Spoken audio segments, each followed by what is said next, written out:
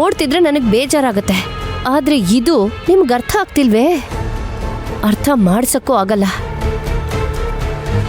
ದೇವ್ರೆ, ನೀನೇ ಇವ್ರನ್ನ ಕಾಪಾಡಬೇಕು.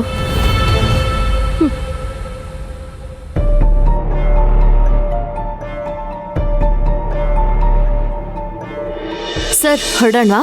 ಹಾ ಬಾ. ಕಾವೇರಿ, ನೀನು CEO ಆದಮೇಲೆ ಮೊದಲನೇ ಸಲ ಆಫೀಸ್ಗೆ ಹೋಗ್ತಿದ್ಯಾ. ಪೂಜೆ ಮಾಡಿ ಹೋದ್ರೆ ಎಲ್ಲ ಒಳ್ಳೇದಾಗತ್ತೆ. ಮಲ್ಲಿಕಾ. ಹಾ ಮಾವ. ಇವತ್ತು ಕಾವೇರಿ ಪೂಜೆ ಮಾಡಲಿ. ಹಾ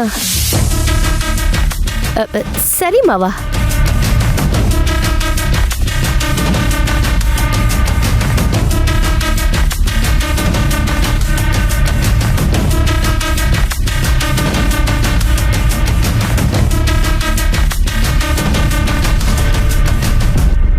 ಮಾವ ಇಲ್ಲಿ ತನಕ ಈ ಮನೇಲಿ ನನ್ನೊಬ್ಬಳನ್ ಬಿಟ್ಟು ದೇವ್ರ ಮನೆ ಒಳಗಡೆ ಯಾರನ್ನೂ ಬಿಟ್ಟಿರ್ಲಿಲ್ಲ, ಪೂಜೆನೂ ಮಾಡಿಸಿರ್ಲಿಲ್ಲ. ನಾನ್ ಮಾಡ್ಕೊಂಬಂದಿದ್ದ ಕರ್ತವ್ಯ ಕಾವೇರಿಗೆ ಒಪ್ಪಿಸ್ತಿದ್ದಾರೆ. ಇನ್ನು ಏನೇನ್ ಮಾಡ್ಬೇಕು ಅಂತಿದ್ದಾರೋ.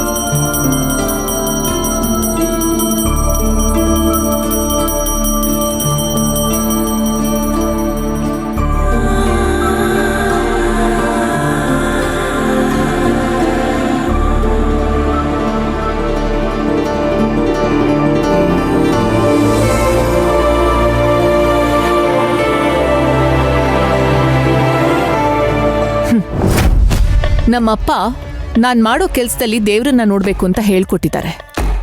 ಆದ್ರೆ ಅದನ್ನ ಬಿಟ್ಟು ಅವರೇ ಇವಾಗ ದೇವ್ರ ಕೈ ಮುಕ್ಕೊಂಡು ನಿಂತಿದ್ದಾರೆ.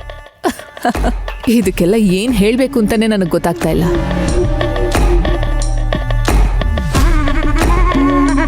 ಈ ಮನೇಲಿ ನಿಜವಾಗ್ಲೂ ದೇವ್ರಿದ್ದಿದ್ದೇ ಆಗಿದ್ರೆ ನಿನ್ನಂಥವಳನ್ನ ತಪ್ಪಾಗಿ ಆದ್ರೂ ನಮ್ಮ ಮನೆ ಒಳಗಡೆ, ನಮ್ಮ ಜೀವನದೊಳಗಡೆ ಬರೋದಕ್ಕೆ ಬಿಡ್ತಾ ಇರ್ಲಿಲ್ಲ.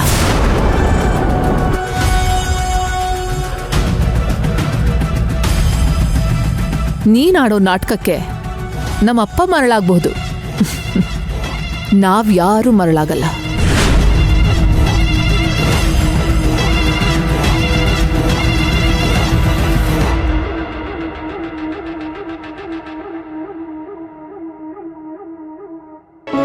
ಕಾವೇರಿ, ನೀನು ಅವ್ರ ಮಾತಿಗೆ ತಲೆ ಕೆಡಿಸ್ಕೋಬೇಡ.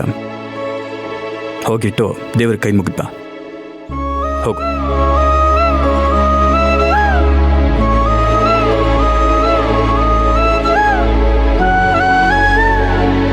ದೇವ್ರೆ, ನನ್ನ ಪಾಲಿಗೆ ಇನ್ನೂ ಎಷ್ಟು ಪರೀಕ್ಷೆಗಳನ್ನ ಇಟ್ಟಿದ್ಯೋ ಗೊತ್ತಿಲ್ಲ.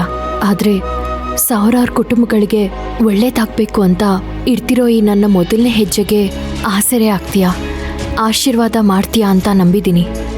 ನನ್ನ ಸಂಕಲ್ಪ, ನನ್ನ ಗುರಿ ಒಂದೇ ದಿನದಲ್ಲಿ ಸಾಧಿಸುವಂಥದ್ದಲ್ಲ ಅಂತ ನಿನಗೆ ಚೆನ್ನಾಗಿ ಗೊತ್ತು. ಆದರೆ ಇದರ ಸತ್ಯ ತಿಳ್ಕೊಳ್ದೆ ಸಮಾಜ 108 ಬಣ್ಣ ಕಟ್ಟಿ ಮಾತಾಡ್ತಿದೆ. ಅದ್ರ ಬಗ್ಗೆ ನನಗೇನೂ ಚಿಂತೆ ಇಲ್ಲ. ಆದರೆ ಹೆತ್ತ ತಾಯಿ ಇದನ್ನ ತಿಳ್ಕೊಳ್ದೆ ದುಃಖದಿಂದ ಒದ್ದಾಡ್ತಿದ್ದಾಳೆ. ಅದನ್ನ ನನ್ನಿಂದ ಸಹಿಸ್ಕೊಳಕ್ಕಾಗ್ತಿಲ್ಲ. ದಯವಿಟ್ಟು ಆದಷ್ಟು ಬೇಗ ಈ ಸತ್ಯ ನನ್ನ ತಾಯಿಗೆ ಅರ್ಥ ಆಗೋ ಹಾಗೆ ಮಾಡು. ಇದೊಂದೇ ನಾನು ನಿನ್ನ ಹತ್ರ ಕೇಳ್ಕೊಳ್ಳೋದು ದೇವ್ರೆ.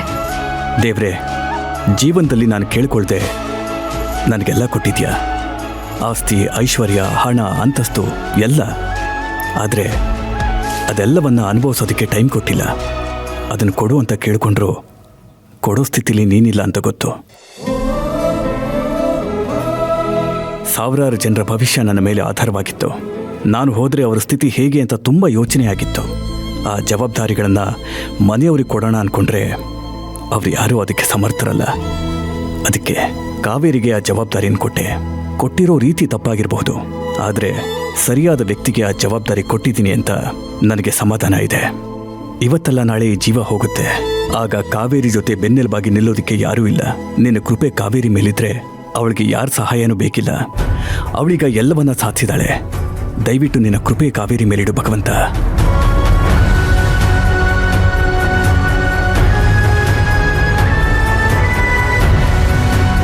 ಸರ್ ಹೊರಡೋಣವಾ? ಬಾ.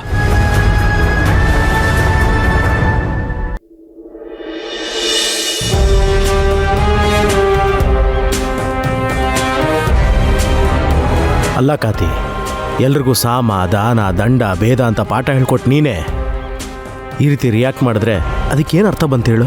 ಮತ್ತಿನ್ನೇನ್ ಮಾಡ್ಲಿ ಪ್ರಭಾ? ಎಷ್ಟೆಲ್ಲ ಕಂಟ್ರೋಲ್ ಮಾಡ್ಕೋಬೇಕು ಅಂತ ಅನ್ಕೊಂಡ್ರು ಅಪ್ಪ ಕಾವೇರಿ ನನ್ನ ಕಂಟ್ರೋಲ್ ಮಾಡ್ಕೊಳಕ್ಕೆ ಬಿಡ್ತಾ ಇಲ್ಲ. ದಿನೇ ದಿನೇ ಅವ್ರ ಹೊಸ ಅವತಾರ ತೋರಿಸ್ತಾ ಇದ್ದಾರೆ. ಅದನ್ನ ನೋಡ್ತಾ ಇದ್ರೆ ನನ್ಗೆ ಇರಿಟೇಟ್ ಆಗ್ತಾ ಇದೆ.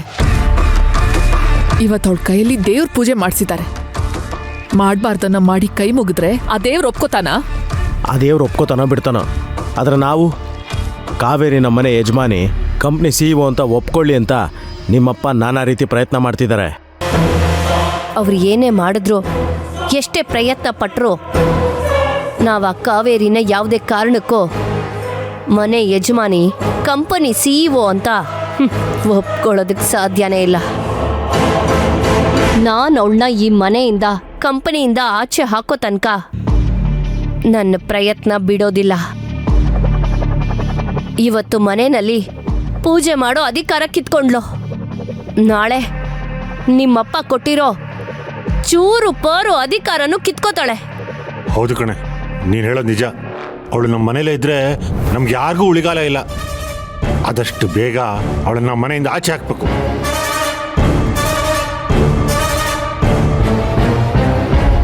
ಪ್ರಭಾ, ಎಲ್ಲಿ ಹೋಗ್ತಾ ಇದ್ಯಾ? ನಿನ್ನ ಕೋರ್ಟ್ ಹತ್ರ ಡ್ರಾಪ್ ಮಾಡಿ ಆಮೇಲೆ ಆಫೀಸ್ಗೆ ಹೋಗ್ತೀನಿ. ಬೇಡ, ಆಫೀಸ್ಗೆ ಹೋಗು. ಓಕೆ.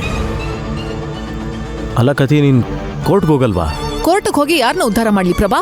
ಊರ್ನ ಉದ್ಧಾರ ಮಾಡಕ್ ಹೋಗೋ ಅಷ್ಟರಲ್ಲಿ ಮನೇನ ಕೊಳ್ಳೆ ಹೊಡೆಯಕ್ಕೆ ಒಬ್ಳು ಬಂದು ಕೂತಿದ್ದಾಳೆ. 30 ವರ್ಷದಿಂದ ಕಷ್ಟಪಟ್ಟು ಕಟ್ಟಿರೋ ನಮ್ಮಪ್ಪನ ಸಾಮ್ರಾಜ್ಯನ ರಾತ್ರಿ ದೋಚ್ಕೊಳ್ಳೋಕೆ ಅಂತ ಒಬ್ಳು ಬಿಕಾರಿ ಮೋಸದಿಂದ ಬಂದು ಅಧಿಕಾರದಲ್ಲಿ ಕೂತಿರ್ಬೇಕಾದ್ರೆ, ನಮ್ಮಪ್ಪನ್ ಮಗಳಾಗಿ ಒಬ್ಳು ಲಾಯರ್ ಆಗಿ ನಾನ್ ಸುಮ್ನಿರಕ್ಕಾಗತ್ತಾ? ನನ್ನ ಹಕ್ಕನ್ನ ಚಲಾಯಿಸ್ತೀನಿ. ಚಕ್ರವ್ಯೂಹದಲ್ಲಿ ಅವಳನ್ನ ಲಾಕ್ ಮಾಡಿ ಚೆಕ್ಮೇಟ್ ಕೊಟ್ಟು ಆಚೆ ಕಳಿಸ್ತೀನಿ. ಆಮೇಲೆ ಲಾಯರ್ ಕೋರ್ಟ್ ಹಾಕೊಂಡು ಕೋರ್ಟ್ಗೆ ಹೋಗಿ ಅಲ್ಲಿ ಅನ್ಯಾಯ ಆದವ್ರಿಗೆ ನ್ಯಾಯ ಕೊಡಿಸ್ತೀನಿ. ಹಾಗಾದರೆ ಈಗ ಆಫೀಸ್ಗೆ ಹೋಗ್ತಾ ಇದೆಯಾ? ಹೋಗ್ತಿದ್ಯಾ? ಅಲ್ಲ ಪ್ರಭಾ, ಹೋಗ್ತಾ ಇದ್ದೀವಿ. ಸ್ವಲ್ಪ ದಿನ ನೀನು ಕೋರ್ಟ್ಗೆ ಹೋಗದೆ ನನ್ನ ಜೊತೆ ಆಫೀಸಿಗೆ ಬಾ. ತಗೊಂಡಿರೋ ಕೇಸನ್ನ ಜೂನಿಯರ್ಸ್ಗೆ ಹ್ಯಾಂಡಲ್ ಮಾಡಕ್ಕೆ ಹೇಳು. ಮೊದಲು ಆ ಕಾವೇರಿ ಕಥೆನ